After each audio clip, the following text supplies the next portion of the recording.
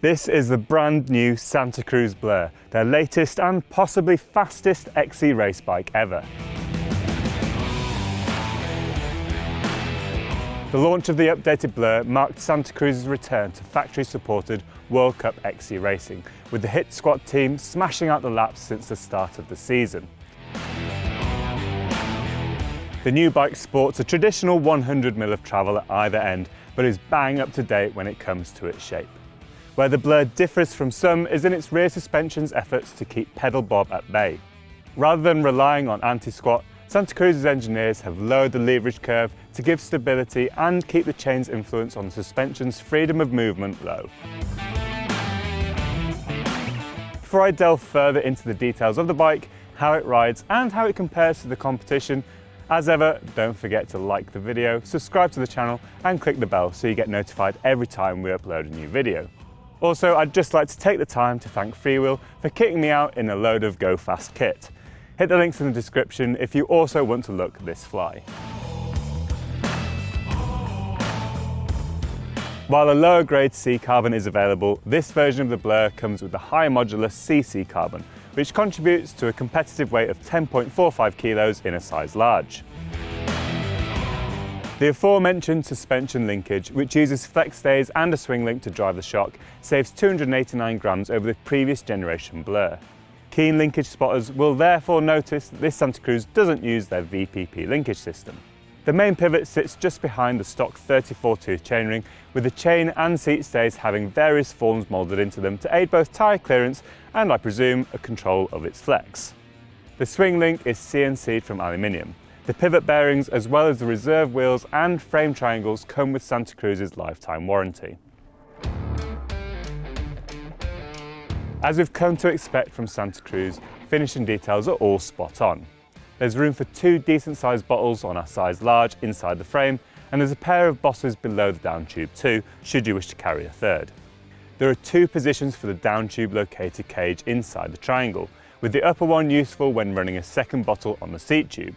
Both the down tube and the chainstays get rubberized protection. There's a small chain guide to keep everything secure, while there are no frustrating proprietary parts on the build. As Santa Cruz say, handy if you get mechanical in the middle of the Cape Epic. Two colours are available, a black paint which saves a few grams and the sockeye sal that I have here. It's certainly a striking colour, though be aware that the matte finish is difficult to clean, especially if you accidentally use your drivetrain brush on the frame. If you like your bikes to look showroom clean all the time, this will take some committed cleaning. Much like the Specialized Epic, the Blur has geometry that not too long ago wouldn't have been too far away from what we'd see on a trail bike. The head angle sits at a reasonably slack for XC 68 degrees and the seat tube is at 76 degrees, moderately steep for a shorter travel bike. The reach is an impressive 470mm for a size large, and this is matched with a 470mm seat tube. The BB is around 330mm from the ground, while the rear centre is at 435mm. This changes with bike size too, so the small bikes have a correspondingly shorter rear centre than the extra large bikes, good for maintaining front to rear length ratios. £8,099 or $9,149 is a lot of cash, and for the money you'd expect some decent kit. Fortunately, Santa Cruz deliver here, and a lot is hinted at in the name, the Blur CC Access Reserve. This means you get that top-end CC frame with SRAM's wireless access group set, largely in its X01 flavour, though with an X1 carbon crank and GX shifter, and Santa Cruz's new Reserve 28XC carbon rims built onto Industry 9 hubs. Outside of those headlines, you get ultimate level suspension from RockShox with their 32mm stanchioned SID SL fork and SID Lux shock. There's a twist lock lockout grip on the bar to firm up both shock and fork. You get SRAM's level TLM brakes and very fast rolling 2.4-inch triple compound Maxxis Aspen tyres. The cockpit includes a Santa Cruz carbon bar and Syntace light force stem with ESI silicon grips. A Fox Transfer SL post has 100mm of travel and just two positions, up or down, and it holds a WTB Silverado saddle with titanium rails. So with all the facts and figures out of the way, how does it actually ride? The Blur is designed as a head down, ass up, go fast machine, and it delivers those goals with ease. With one caveat, Santa Cruz's take on pedalling efficiency certainly seems to work. Off-road on rough, bumpy climbs, the suspension lets the rear wheel move up and over trail features easily, maintaining traction and allowing you to stay seated and apply power effectively. With the anti-squat figure lower, it feels less likely than many bikes to get hooked up on square edges, so you're able to maintain a speed and cadence at more technical climbs.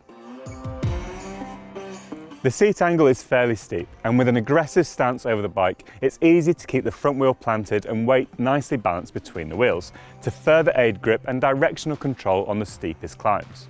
On bumpy traverses, you sit naturally over the cranks, giving your legs every chance of laying down their power, with the rear wheel happily eating up the undulations as you go. On rougher climbs, jabbing at the pedals or standing on them to sprint results in sharp accelerations, no doubt thanks also to the incredibly skinnily treaded Aspen tyres. Where perhaps a higher anti-squat might help is on smoother, gravelly climbs. The suspension feels more free to move under load, and so on smooth surfaces I found myself reaching for the twist lock more than I expected I might have to. It gives a pretty solid lockout, which transforms the bike almost into a hardtail, which I do quite like. However, I find twist lock not as intuitive as a lever-based lockout, such as Scott's twin lock or Aubert's squid lock, even if it is tidier. I find you need to twist it quite far around the bar to lock the shock, and it's not got the lightest feeling going. Furthermore, on those in-between climbs where some suspension action is useful to boost grip, but you don't want the suspension bobbing around too much, you're left somewhere in the middle. Do you lock out and lose some traction and suspension suppleness over the occasional bump, or benefit from the grip at the expense of some suspension movement? The Blur certainly becomes a bit of a blur on the descents. As you'd hope from a brand with gravity performance at its core, the Blur gets down a hill with plenty of competence. The shape is just right, not so long and slack as to feel sluggish on the XC course, but also slack enough that there's no white knuckle ride on the way down the other side. The 470mm reach and 68° head angle puts the front wheel far enough ahead of the bars to be able to weight them nicely through fast or loose corners, eking out grip where other bikes might feel more tentative. Likewise, the Blur's lowish BB feels great when you enter the middle of a berm, drop the hills and accelerate out of the exit. Though the suspension's leverage curve isn't as progressive as it might be, I still found the back end's late stroke pretty firm. It was only when I raced the bike and took some decidedly clumsy lines that I managed to get to the end of the bike's travel. During my usual XC test loops, even when pushing hards, I frequently only accessed around 75% of the travel, at presses which kept the back end in check when pedalling without the lockout. With the stock single volume token in the shock, it feels like the last 20% of the travel is a get out of jail free card rather than travel to be exploited. When it comes to the kit, you'd hope not to be disappointed given the price. The use of a GX Access shifter feels a little cheeky hidden under the brake levers, but performance of the Access drivetrain is, in normal conditions, second to none. I'd like a slightly more positive upshift, so you know for sure when you're soft pedaling into a descent that you've shifted, but otherwise it provides utterly dependable, consistent performance all the time. The Aspen tyres are definitely dry weather hard pack only. Yes, they can work in less grippy situations, but I found I was faster in the UK when I fitted a grippier tyre up front. They are, however, wickedly fast in the right conditions, with their super slender tread. Fitted to the new Reserve 28XC wheels, there's plenty of volume too for lower pressure capabilities. In terms of those new wheels, I've come away pretty impressed. The rim is nice and broad, helping give that volume, and they're easy to pop up tubeless. My only little irk with the setup, especially at the front end, is with the torque caps. RockShox's fork have this torque cap dropout, which basically means there's more surface area between the hubcap ends and the inside of the fork. In theory, this makes for a stiffer chassis. However, in practical terms, I find them a little bit harder to live with, especially if the wheels either don't come with torque cap hubs or come with adapters, as these wheels do. DT Swiss's torque cap adapters are a little bit wobbly on the end of the axle, and therefore getting the wheel in and out is a bit of a pain as you have to get them lining up just right. This is a standard that RockShox brought in on their forks, and personally I'm not sure the cons outweigh the benefits. Droppers are now becoming almost a given on XC bikes. The Transfer SL has an incredibly light feel and a reassuring clunk as it returns to full travel. However, I didn't get on with its 2-position rather than infinite position operation.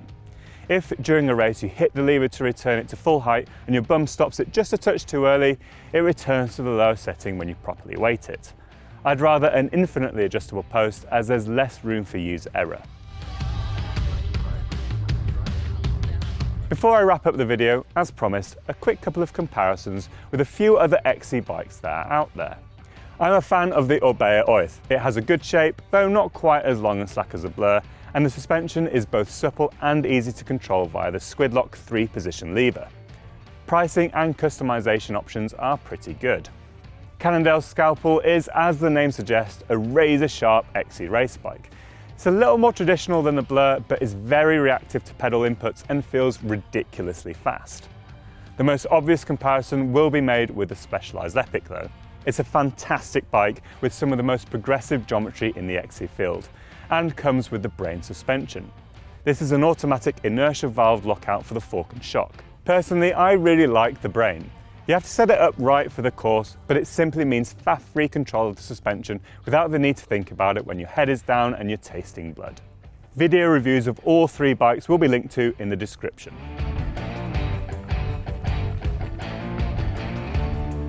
To wrap up, the Blur is a very efficient XC race machine. There's no doubting that.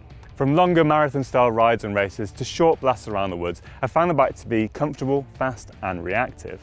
I'd prefer a lighter feel, less twisting necessary lockout grip shift or a lever-based system personally. Even better would be an electronic, matching the excellent SRAM access gears. One day, perhaps. The cost is high, but what did you expect from Santa Cruz? The payback is top quality kit and one of the best shaped, top performing XC bikes on the market. So there's a reasonably in-depth look at the new Santa Cruz Blur. If you're going to line up between the tapes, which XC bikes would you take to the party? Let me know in the comments. Don't forget to like and subscribe and click the bell so you get notified every time we upload a new video.